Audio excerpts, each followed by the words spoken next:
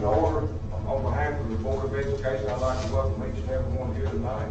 And if you would, please stand for the pledge of allegiance and please stand for a moment of silence.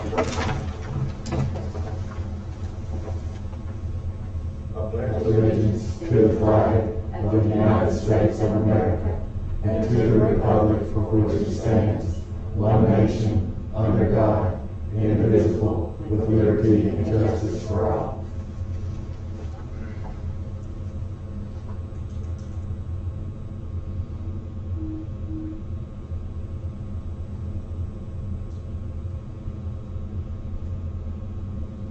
Please see the please.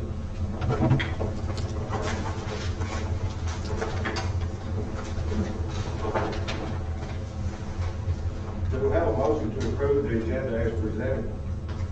Motion by Mr. Davidson, second by Mr. Burrow. Those in favor say aye. Aye. Those opposed, no. Motion passed. Are there any additions to the agenda? We have a resolution that was sent out to us. We had a copy of the email the other day, and we have a copy of our packet.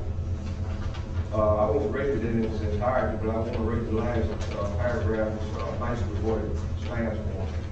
The Tipton County Board of Education urges the General Assembly to enact legislation for the 2020-2021 school year that, number one, waive state standardized testing and accountability associated with such testing. Number two, it waives the 180-day instructional requirements.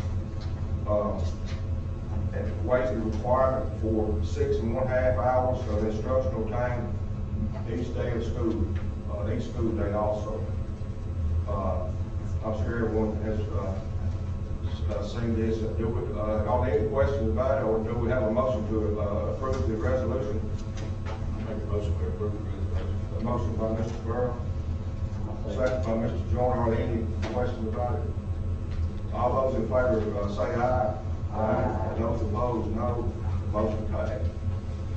Also on the consent agenda, we have two additional annual verification forms, verification forms from our schools, one from Mumford Middle, Brighton Elementary, that we need to add with the other ones that we have.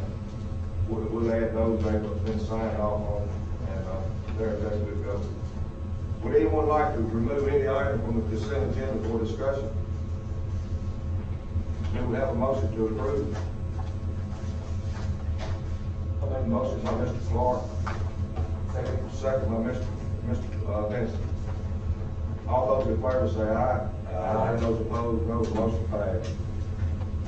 Director of Instruction report, Dr. Ferguson. Just to give you an update for personnel, we have hired 52 certified teachers this year. We currently have 3 open positions to be filled. Just to make you aware of that. Monday, August 17th, will be the first day of school. We're very excited about that. And we will have a supervisor from the central office in each of the buildings to welcome students. We did this last year. We got a lot of great feedback from it. So that's a practice that we want to continue this year. I want to take just a few minutes to share some information with you and our online audience as well about the distance learning option for this year. We know that some families have decided not to send their students to school for face-to-face instruction.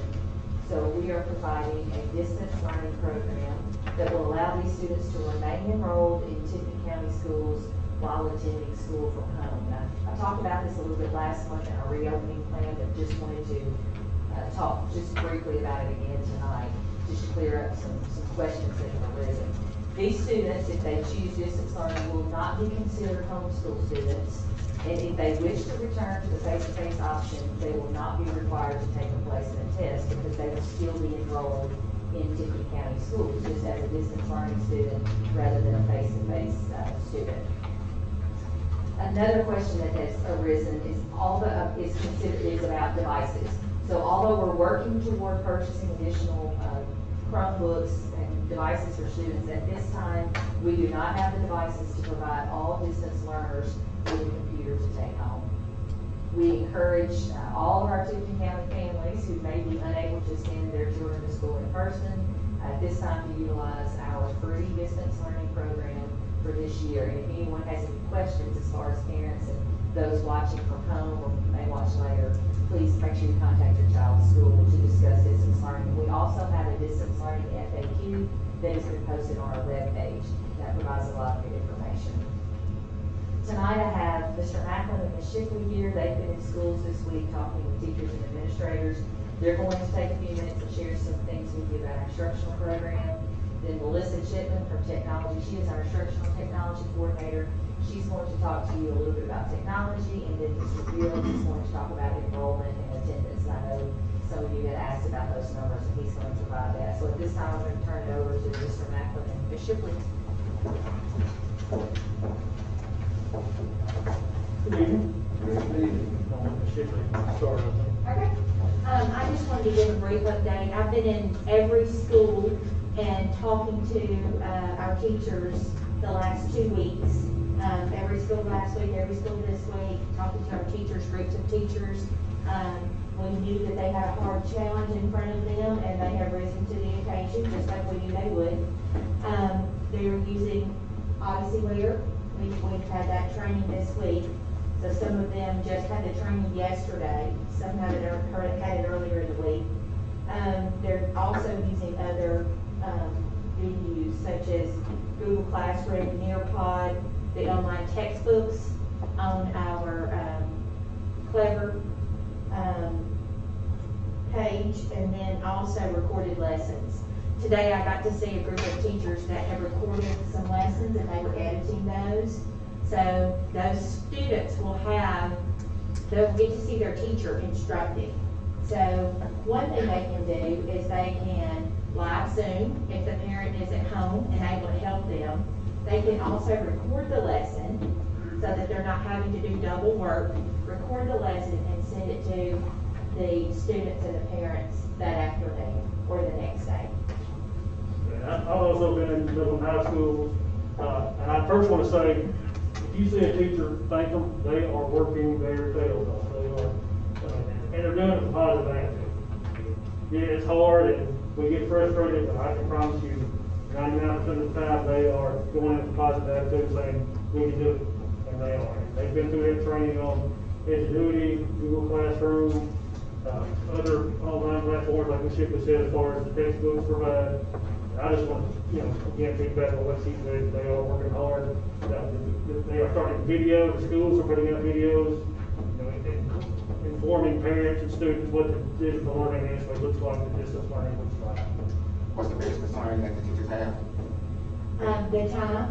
The time that it's taking them, building relationships with students that are distance learning. And we've been creative with coming up with ways to do that. We've encouraged them on their virtual open house to say, I'm your homeroom teacher, and here are the other third grade teachers. You're going to be seeing them too. So they're going to rotate so that they're getting what they need from their homeroom teacher, but they're also going to work together as a team. They're doing very well with that. So everybody doesn't have a huge load.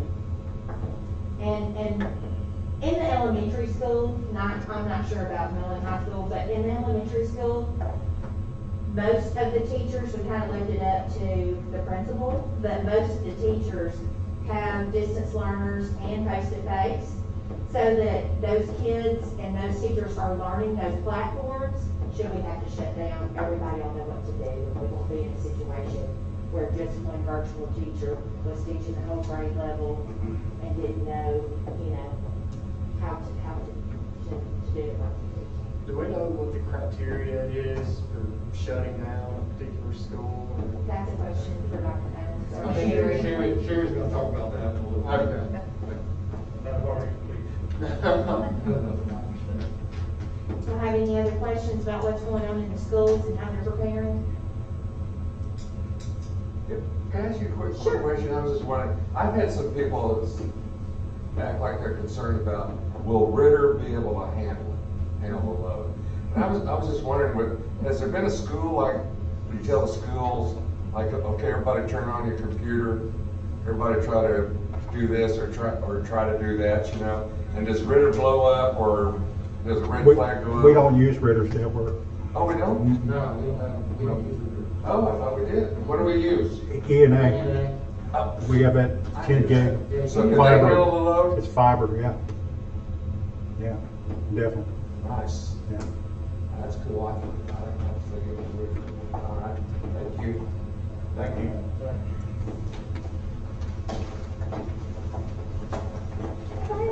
It's good to be before everybody tonight. I'm going to give a quick update on what we got going on in technology right now. We've got a few projects we're working on. We have Chromebooks ordered for our ELA, 11th and 12th grades in high school. Those are set to arrive sometime mid to late October. You know, with all the what's going on with COVID and everything's been pushed back as far as delivery dates and such. So those actually should arrive around mid-October toward the end of October. And we got 260 of those, and we have the carts already ready to go. So as soon as we get the Chromebooks, we can put them in the carts and give them to the schools. With our CARES Act money, we purchased 70 carts. Those are sitting at right in the middle right now to be distributed to 3 of the schools over next week. And the 2,102 Chromebooks that we purchased with that money should arrive around mid-November. We also had the USDA grant where we were able to purchase 150 more Chromebooks. Those are going to be arriving around the same time, mid-November. And we had some Title I money where we were purchasing some more. Those are going to be late November. It's 36 of them with the Title I money that we have for Peppermint High. Other than that, we're just excited about anytime we can get, we're working toward getting more devices for the students. We're working with the teachers and trying to support them and showing them how to use Google Classroom, showing them how to use Office 365 and Microsoft Teams, and all the software that we have available for them. Thank you. Can I throw something in there? Yeah. Let me just say this, we were really, I guess annoyed is the word I'm gonna use. You know, we ordered a number of these devices early summer. And we were given projected dates of August for these things to come in. But, you know, if you just turn on the news for just a second, you're gonna see that all these things are bottlenecked and they're having a hard time getting all these shipments in. Y'all will see, Ms. Peggy will present later on, obviously, because we're trying to go one-to-one for y'all to possibly approve our purchase of 7,500 more devices, which will make us one-to-one across the district. We're looking at probably December. If you approve that, we order them next week as soon as we can. We're probably looking at December at the earliest. So it has been very frustrating. I've voiced my opinion to the powers that be at the state level and beyond, that all the districts around us are dealing with the same issue. It's just a big bottleneck. No matter how early you order it, everybody's having a problem getting the devices in. And then also we have been discussing getting devices for our teachers as well. So that would be in addition to what you're going to talk about tonight. We're going to look at an additional purchase after this to get devices for all our teachers too. Just like Brooke mentioned earlier, if we do end up having a shutdown later on in the semester or next semester or whatever, that everyone would have that device. Plus it's just greater for everyone to have the same device to see what the kids are seeing too on their devices. So we're going to look at that as well. But we're still dealing with the same time constraints. So, you know, feel free to write whoever you know in the big house and see if we can get them any quicker. But, you know, we can only go as fast as they can ship them to us. So I just want to throw that in there. Sorry, Mr. James. Good afternoon. Update on attendance and enrollment. We have 10,405 active students. 93% have responded or enrolled. 774 students have not responded yet. However, in the years past, we usually have 600 to 800 kids to enroll in the first 20 days. I think some of this year is due to the online registration. That's a new process, and maybe some families not having devices or just uncomfortable trying to enroll online. And just to be honest, a lot of kids don't start school. It's got an exclusive in here until after Labor Day anyway. So it's just a common problem. And of course, You know, we don't know what some parents are doing because of COVID-19.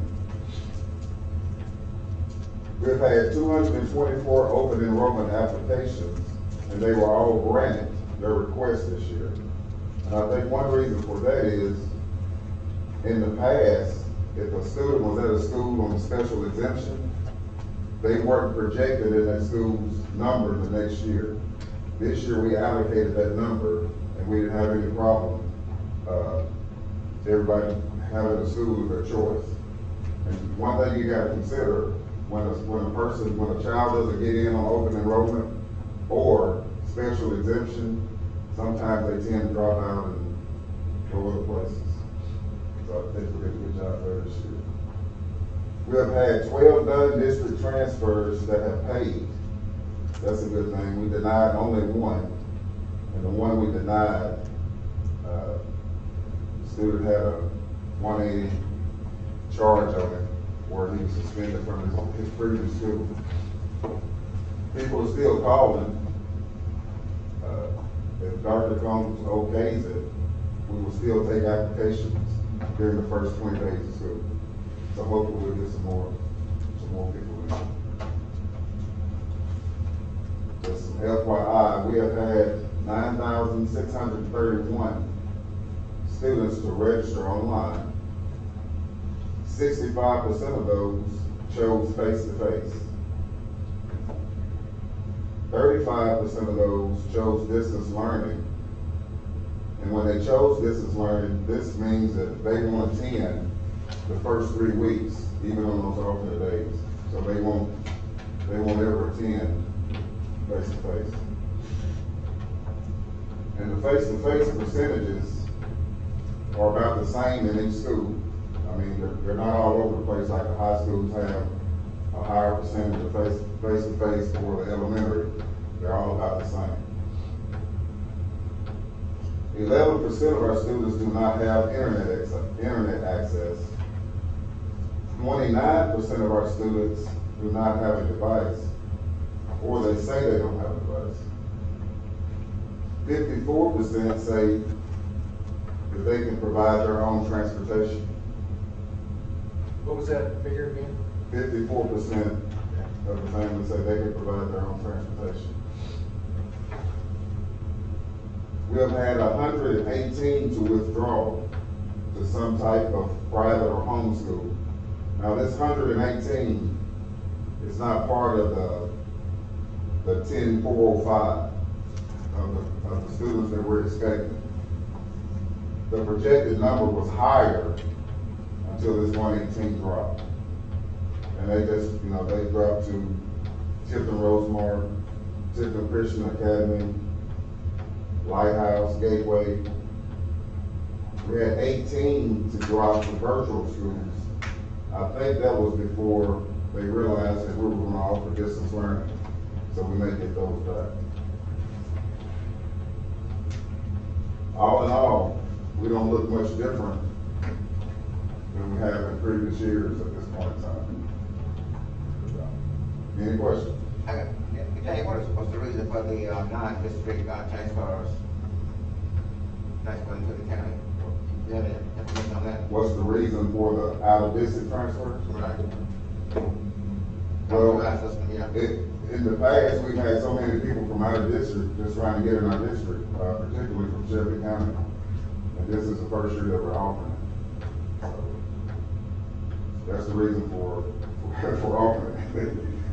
And I think we're going to have a great outcome next year.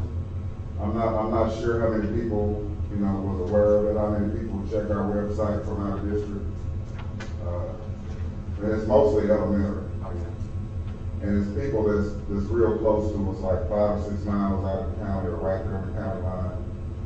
And they're, I know a lot of families, they live closer to Atoka than they do is Chapel Hill or something in school or something. But we get them from everywhere. Lauderdale, Haywood, all around. Thank you. Thank you, Mr. Bill. Thank you, Dr. Vernon. Next, Ms. Sherry Yarborough with our school health coordinator. So glad y'all called me that tonight. First of all, good evening, first of all, and I'm gonna start with some easy stuff first and talk about supplies. I'm gonna speak to Mr. Glenn Turner and, some of the supplies that we have already gotten out to the schools. First of all, with nurses, they've got their own supplies, face shields, gowns, gloves, masks, disposable masks. Is there anything else, Cindy, y'all got? Some hand sanitizer. Some hand sanitizer, but it's things specifically that will go in our well and our sick clinics. For each school, they have received 3 5-gallon buckets of disinfectant, 3 5-gallon buckets of sanitizer with pumps. All certified staff got a refillable spray bottle for the disinfectant with labels and trifold paper towels so that they can clean their desks down in the afternoons. They also received, every school got 2 automatic hand sanitizer dispensers, and all received 4 wall-mounted hand sanitizer dispensers that you'll see all over the schools. All high schools received 100 face shields. All middle and elementary schools have received 75 face shields. We have more of those too if anybody chooses to use a face shield in addition to their mask. Just today, we were frantically trying to get individual bottles of hand sanitizer loaded and distributed today, and the FEMA truck drives up and gives us about 100,000 disposable student masks. So we delivered to every school except 2 today. So they have all their individual hand sanitizer and student masks. And those masks, we still have a lot. Each box has over 2,000 in them, so they received a whole lot of disposable masks that will be used for students who either don't bring one from home, something happens to theirs at school, or for some reason they just need an extra mask. But we will have those. They are already in the buildings.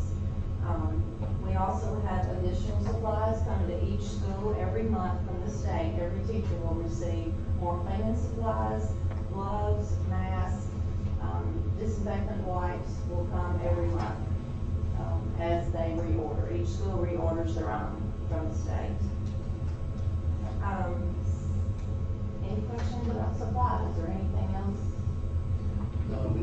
You mentioned, the schools are being, they each order their own supplies for teachers. I don't know if you're gonna mention that or not, but each one of the principals are in charge of ordering that for their Right. schools. And that has, what all's in that? That's like a teacher cleaning kit. It's got gloves, masks, disinfectant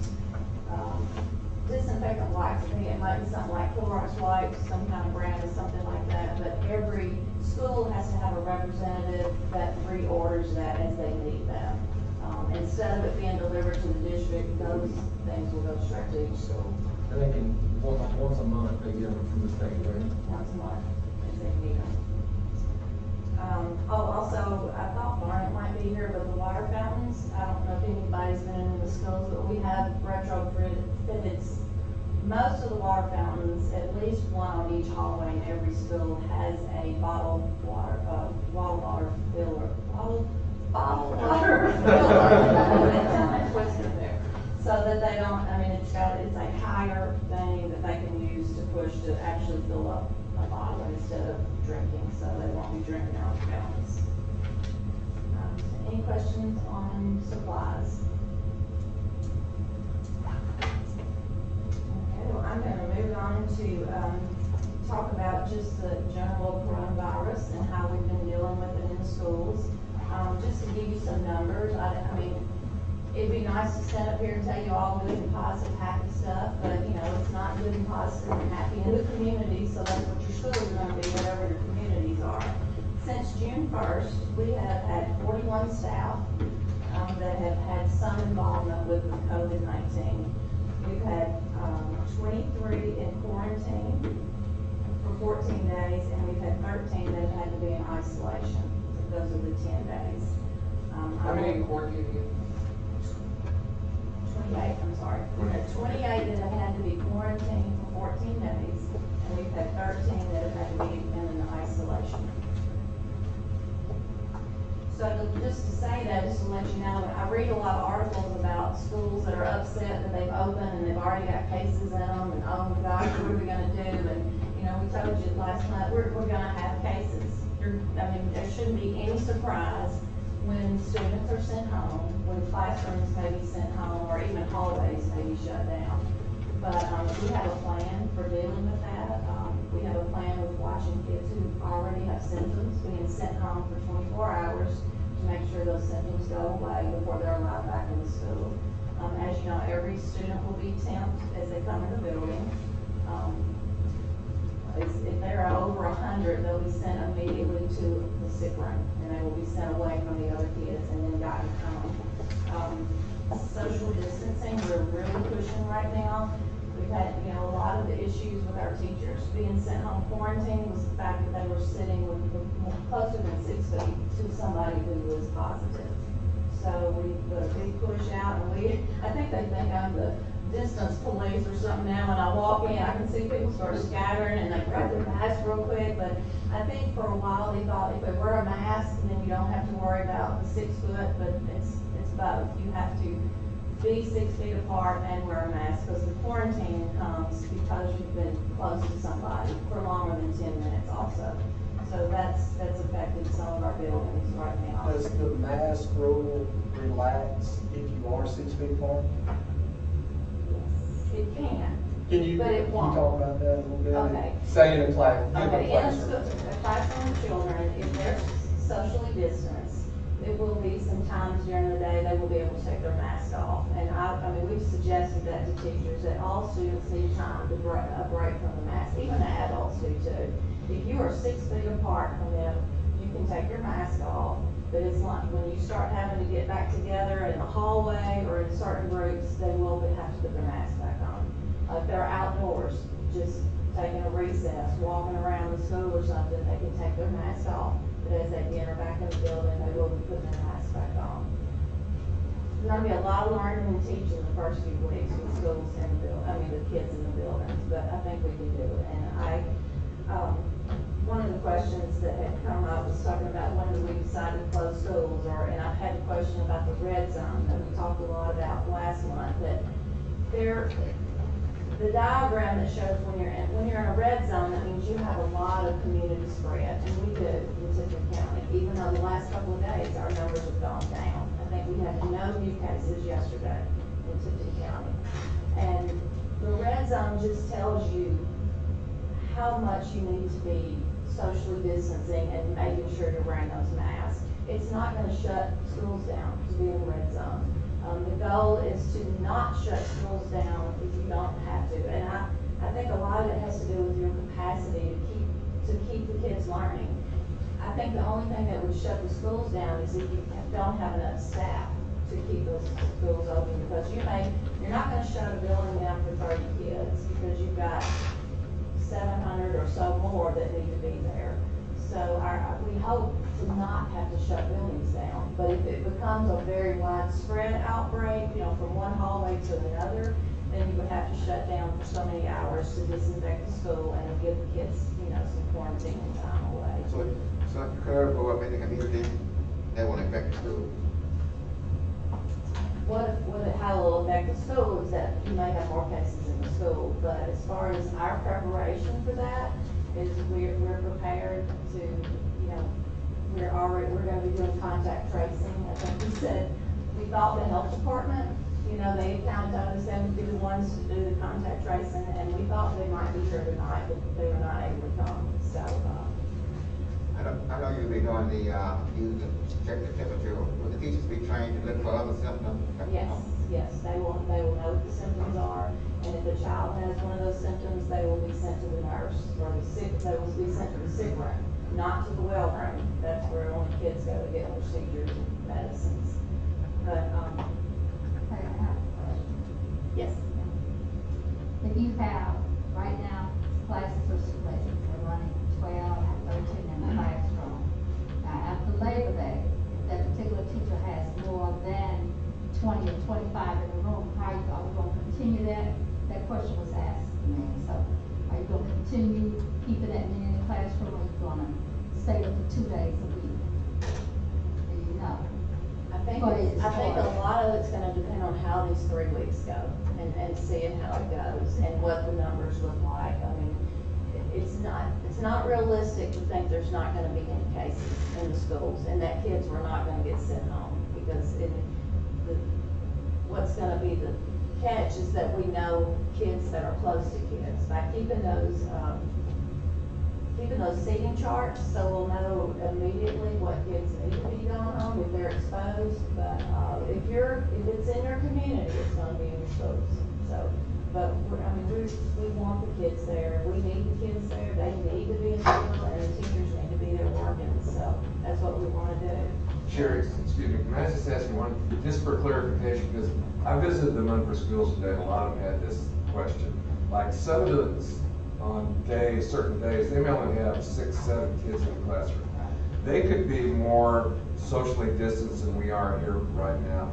Would those kids have to, and the teacher have to wear a mask if they're as far as we are away from one another in their classrooms? That's what we just said. I know, If you can socially distance, you can take some break, but I think you need to always be wearing a mask at some time, just to keep it in practice. So you're talking about just taking a break, it's not like taking your mask Well, off? I mean, 20, 30 minutes, whatever, you need, and for those kids that are having more trouble with it, your elementary kids may need more time, but like in your middle and high school, and they're in and out of those hallways a lot, and they're gonna have to wear theirs more. But even, I was sitting over there a while ago, just about to, before I got there to talk, thinking, I've got to get this off for a little bit, but,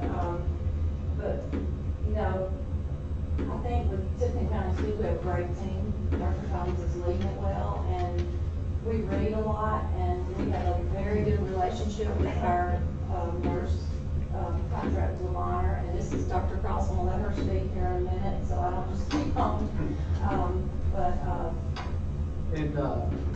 In one of the executive orders, Governor Lee said something about kids 12 and under being exempt. Does that apply to the classroom, to schools? Not. That was Governor Lee, but that is not a recommendation of the CDC or the Department of Health or the monitor. So they feel that all kids that can wear a mask over the age of 3 need to be wearing a mask.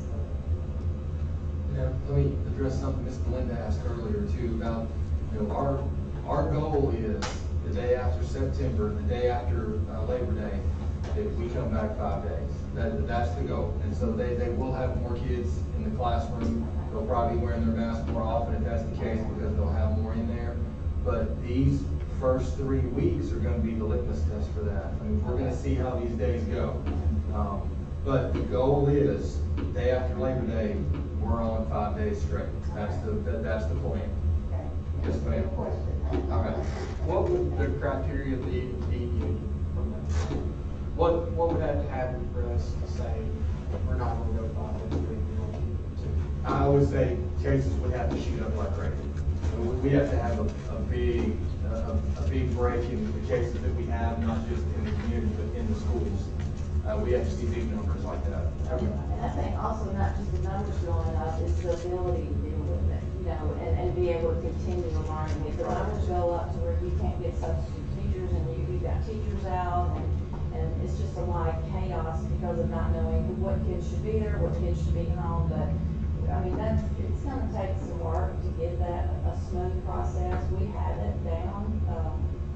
I'm gonna let Dr. Cross and Cindy talk to you a little bit about that, how we'll actually do contact tracing and what our plans are with watching kids with symptoms. We've spoken with our sub-vendors too. I just had a Zoom meeting with them, Wednesday. And that was a concern that we brought up too. Hey, look, we know we're gonna need you, so what are your numbers gonna look like? So we've had that meeting with them as well. But now we can shut down schools on an individual basis. Yes, sir. So Yes, sir. if one school needs to shut down, we can shut it down, but not the entire county. Correct. So it won't be like when we have those inclement weather days and, or like flu stuff, where we're like, we're shutting down all of them. It won't be like that. Number one, the different component we have right now that we didn't have in the past is that virtual option. So, hopefully, if we do have to shut one down, at least they can keep going with what we have online if they have access to that. But no, we can shut down individual schools at this point. Yes, sir. haven't done that in the past. Well, and it also needs to be clear that that's why we adopted that resolution. Not that our goal is not to go to school with today, but Absolutely. we have to have something in place. Absolutely. We want to have all the instruction we can have, but that, you're exactly right. That's not the point. The point is, we know that it's going to look like that. It's going to be a roller coaster for a little while, and we just. I just don't want people to hear that resolution and think, oh, they're trying to not have school. We want our kids. Absolutely. Yes, sir. Good point. Dr. Cross, you want to introduce Dr. Cross? Yes. Let me come up together. I just thank you for letting us be here for a few minutes. This is Dr. Cynthia Cross. She is a pediatrician at Le Bonheur and has been our medical director for the last several years for our school nurses and our mobile health program that comes to some of our schools. And so Sherry asked if she could be here to answer questions for y'all and maybe speak a little bit about some of the things that we know are going on with kids. So I'm going to let you take the floor. Thanks for having us. I'm really impressed by the amount of work you guys have put into trying to get things right and get kids back to school safely. I need to tell you how important education is. I'm a product of public schools, and thank God for those. Our kids do need to be in school, and we need to try and do it safely. There are some kids who are much worse off at home than they are at school. Our kids don't need just education, they need nurturing, they need friendship, they need adults who care about them, and they don't always get that at home. So we definitely need to get them back in school. We don't have all the answers. This is a new virus, as you've heard, and you probably noticed over time the recommendations on how we should combat it have changed. Initially, they said we didn't need to wear masks in public. Those were the good old days, right? I've kind of gotten used to mine now. In fact, if I leave without it, I kind of stop and go, what's this? Oh yeah, the mask.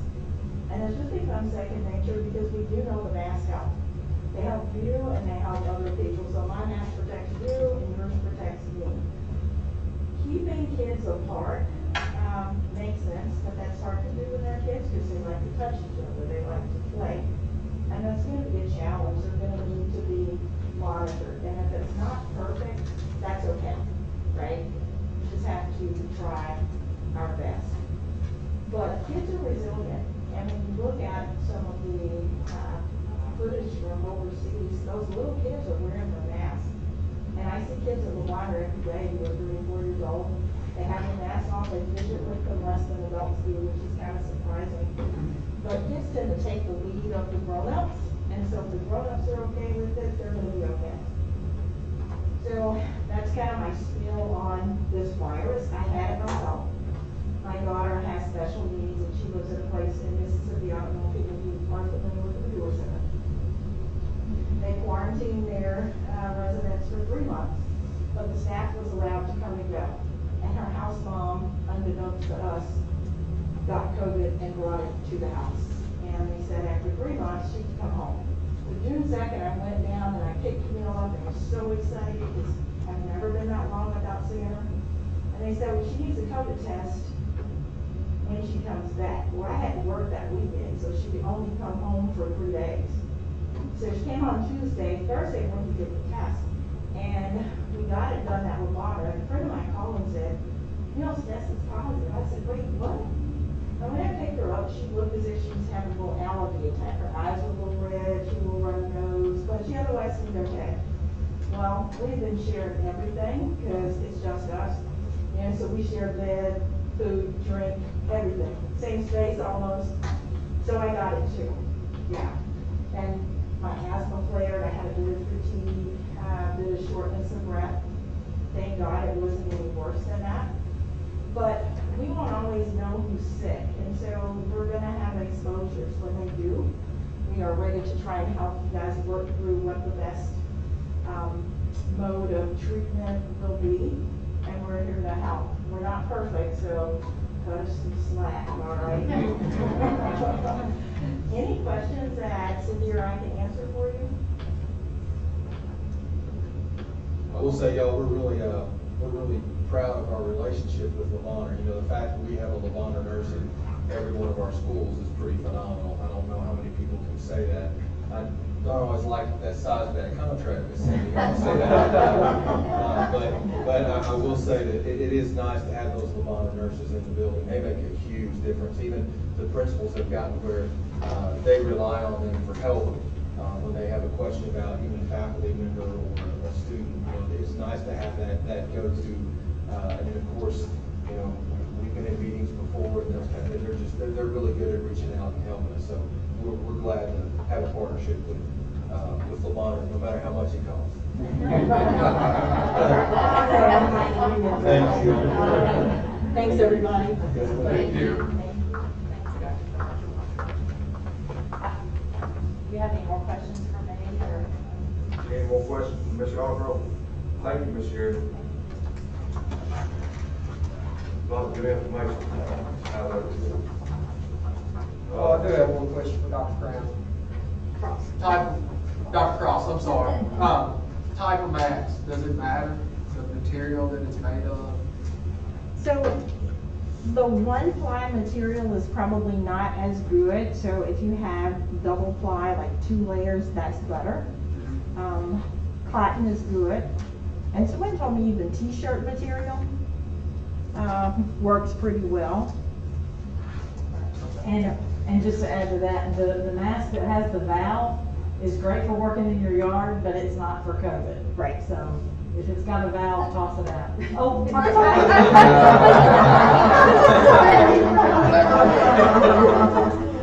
yeah, it lets your exhaled air come out of that valve, and so, yeah, the droplets come back out. The cloth mask need to be washed. Yes. Exactly. Yes. Every day. Yes. Well, about years, and that's, it could cause other problems. Yes, sir. I think it's Thank you. Mr. Michael, Steve Michael, sports, report. Well, as y'all know, or hopefully know, the teams have been working out for the most part since early June. They've been doing temp checks every day, they screen, they've been working in small groups.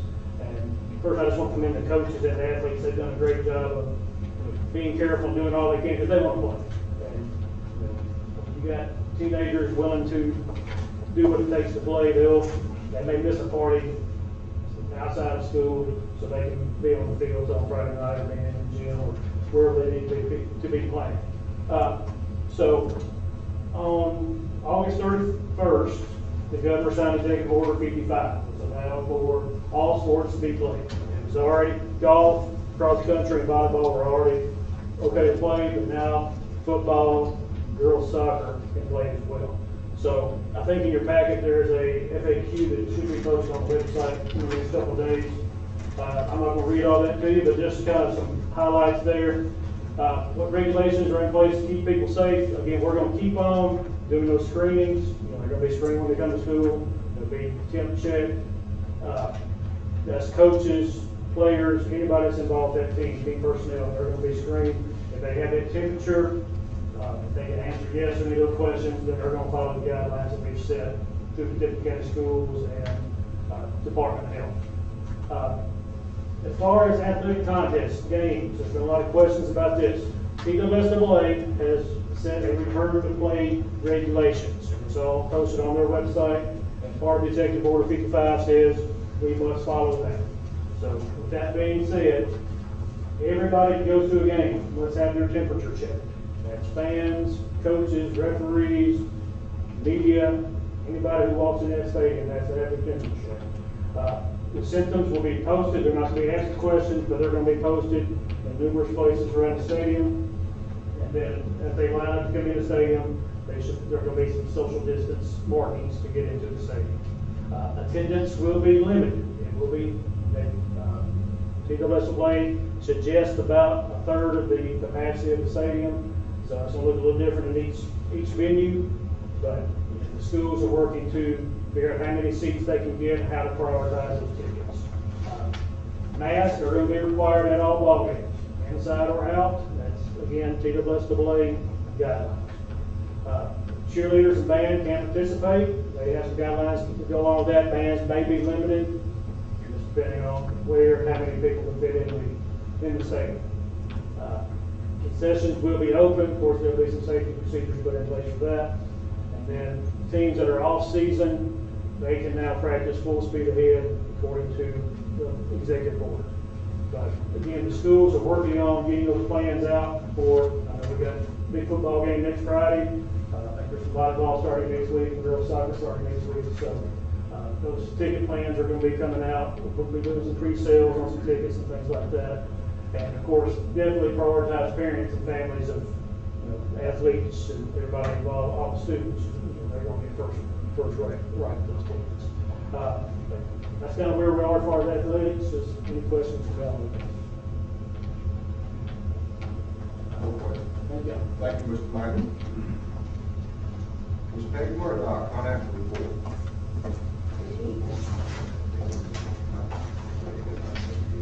The first thing I have is an equipment lease for CIAA.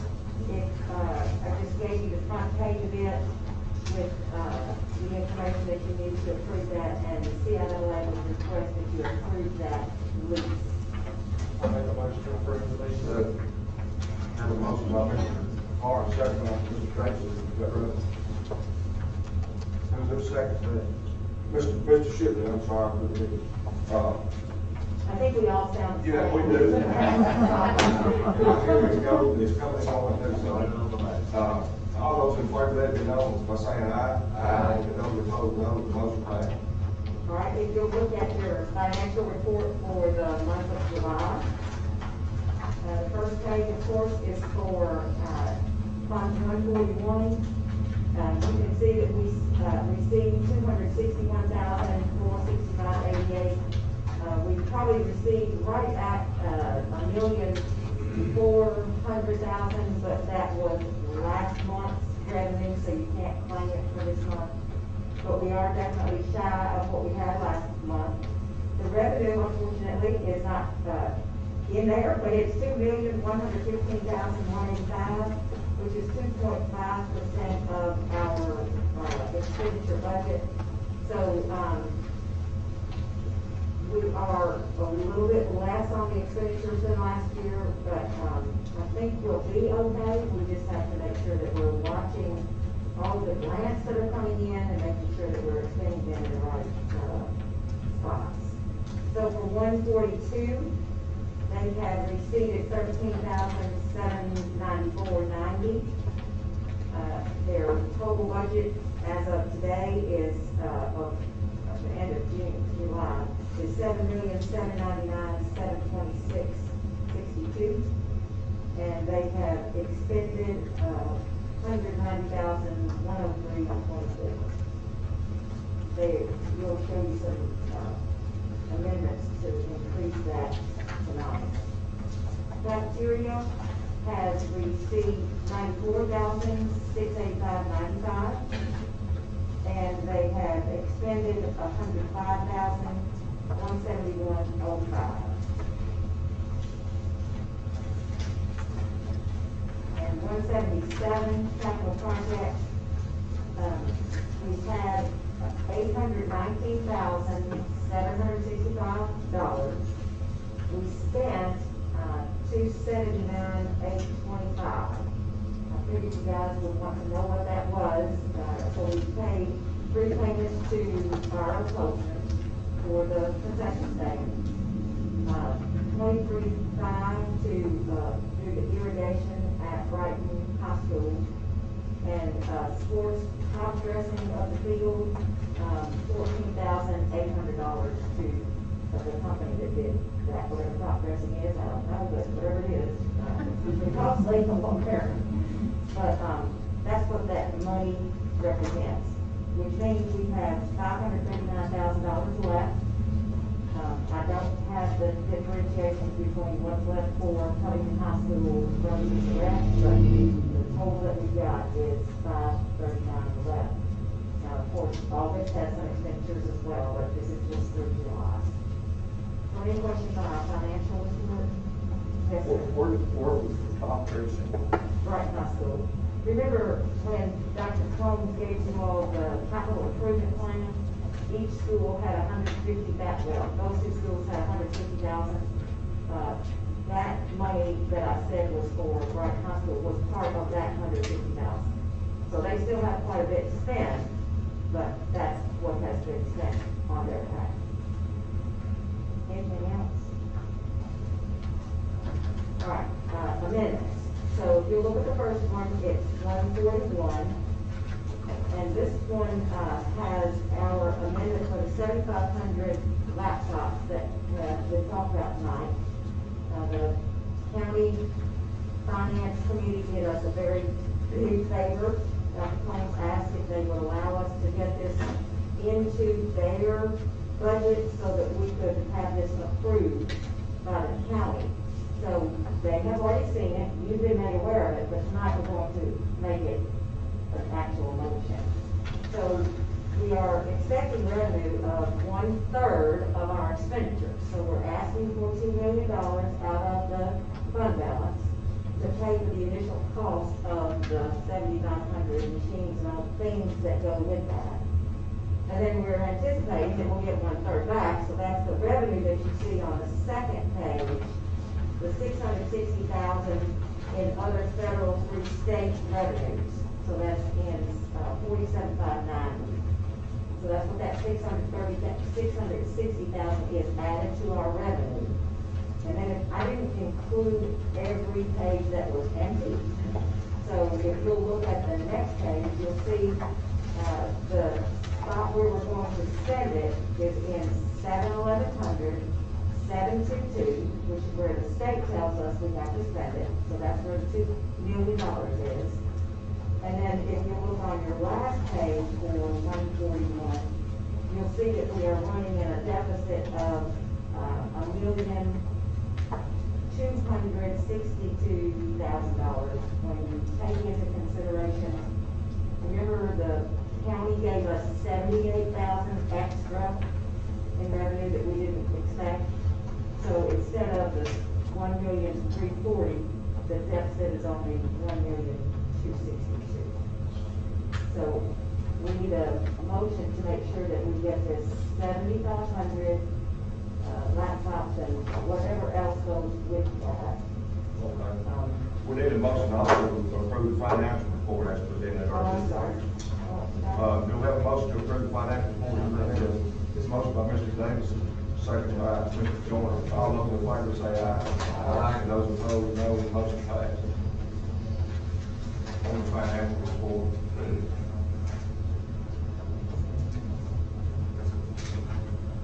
Now, do we have a motion to approve the amended 141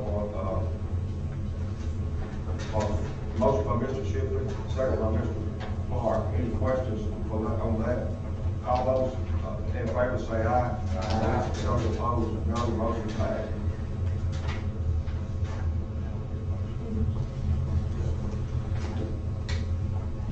Okay. We got that. Thank you. All right, so Fund 142, there's quite a few different things that we're looking at tonight. The first one, if you look in the August column, you'll see an additional revenue of $20,000.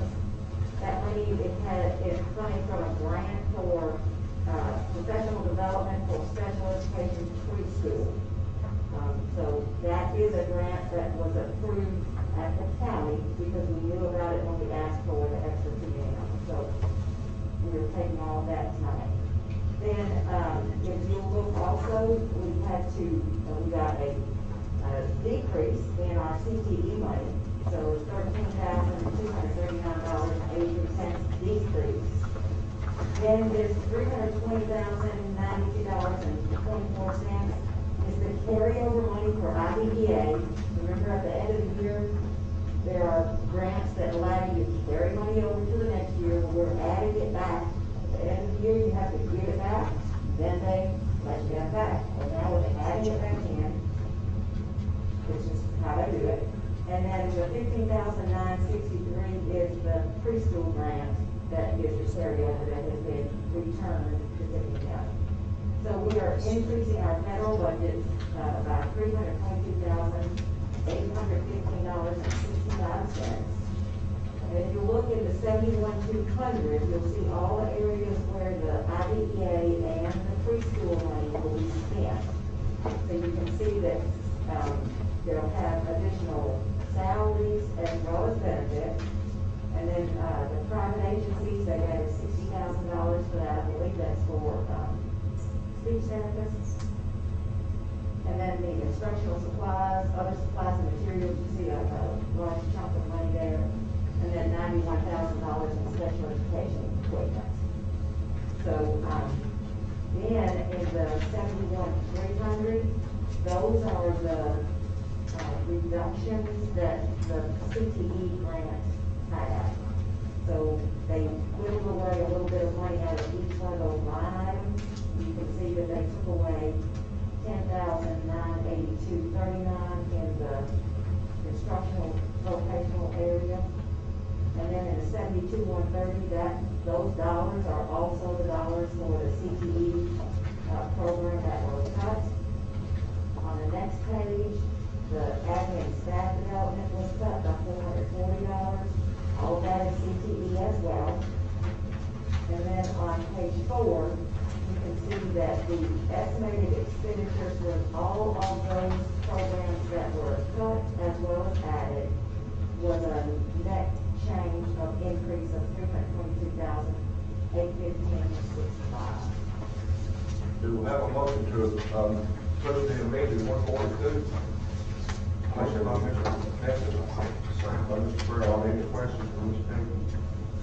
All those in favor, let it be known by saying aye. Aye. Those opposed, no. Motion passed. Thank you. And one thing about the Chromebook I thought about today was that the idea of getting the same type of a device for the teachers might be a good idea, so everybody's looking at the same thing. And we thought about the reimbursement of the 660 might well be used for trying to get those devices for the teachers as well.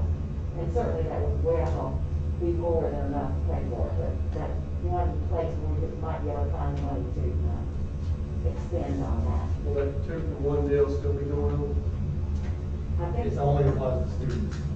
That's the thing. And remember, we have to pull that, we have to pull the PO by September 1. By September 1, right? First, yeah. So no, right, it won't. Yeah, sorry. Yeah, it's all, yeah, no. Yeah, and for those teachers who are listening, I doubt we get the reimbursement from the federal government very quickly, so it might be a while before Well, they get and back. to be clear, it's not going to be until next semester, really, before the. Well, I think, Melissa said that they would probably not be here until December, so you're exactly right, it won't be until second semester. But each school has some, so, we won't be one-to-one, but, maybe some schools will have more, have more devices than others. And maybe able to get one to a family or something like that. We also may try to figure out a way to order those teacher devices earlier. If we can get them, of course, if we may get a better price if we get them earlier, I don't know. Of course, we're ordering ghost devices right now, but see if they get in. All right, so I have one more thing. Remember we gave you a list of all the school fees, maybe a couple of months ago? Well, we have one additional fee change that the hospitals need to add a $10 lab fee for CTE. Only names? Yes, I would like to. So we add marketing, business, family, consumer, art, and design, all of those, Extra $10. extra $10, that was not in the original plan that you guys approved. So if you don't mind approving that, then they can charge that $10 fee. It will give access to the curriculum that's online. Do we have a motion to approve the change in the fee? A motion by Mr. Joyner, second by Ms. McClurkin. All those in favor say aye. Aye. Those opposed, no. Motion passed. Thank you. Thank you, Ms. Bordeaux. Thank you. So do we still need to address the device issue, or is that taken care of?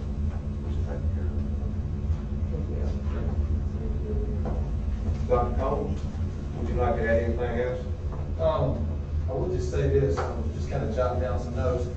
We're literally receiving grant information, procedural guidance, and health updates almost daily. I mean, it's like, you know, we enact something and we get an email the next day that says, hey, now check on this, or modify this, or do this, from everybody. PWA, State Department, health updates, all that. It's basically on a daily basis, so, and it's really quite overwhelming. So I do want to give a shout out to the whole TCS team. Y'all, everybody in the buildings, everybody up here, everybody's just been warriors. And it's just a difficult time, there's no doubt. But I also want to say that I'm really proud of our teachers. You know, the vast majority, and I say overwhelmingly, the vast majority of comments and phone calls and texts and emails that I've gotten have been incredibly positive and very encouraging. And our teachers are just awesome, because I know it is uncharted waters. I mean, they're out there doing stuff that we've never asked them to do before, and they've been very, very encouraging. And, you know, we're gonna see. We're gonna roll through this together and see how it goes, but they've been great. And I feel like I need to tell you all that, because they've been very encouraging, very positive. Dr. Combs, when I was visiting Munford Schools today, I got to sit in on a portion, stand in the back of the room of Munford High School's faculty meeting, you know? And I got so pumped up, I almost green-listed there on the spot. Yeah, they'll do it. They're really good. They're ready to go. Thank y'all. Thank you, Dr. Combs. Does anyone else have anything to add? Talk about the fall district. Yeah, we have our fall district meetings coming up, and September the 28th, September 28th, and I did let Ms. Melinda know if you're going to be able to attend on the Where is it? Where up? Austin. We were asked to do that. Mr. Marty, we were asked to do that. They had a little snafu or something with the place they were going to go to. And so they asked if we would host, and we said certainly we'd be glad to. So it will look a little bit different. I mean, folks are going to be socially distanced. There'll be masks in there. Probably not going to have the big entertainment and the big, 10-course meal. It's going to look a little different. But we said we'd be glad to do it. Box lunch is a bottle of water. Absolutely, yeah. Maybe a little better than that. The good news is you won't have to ride a van for an hour with me driving. You'll have it right here. What's that date again? That's September 28th. It usually starts around 4:30. Yeah. If there's no other, anything else to add from anyone, do we have a motion to adjourn? Motion by Mr. Carter, second by Mr. Joyner. We stand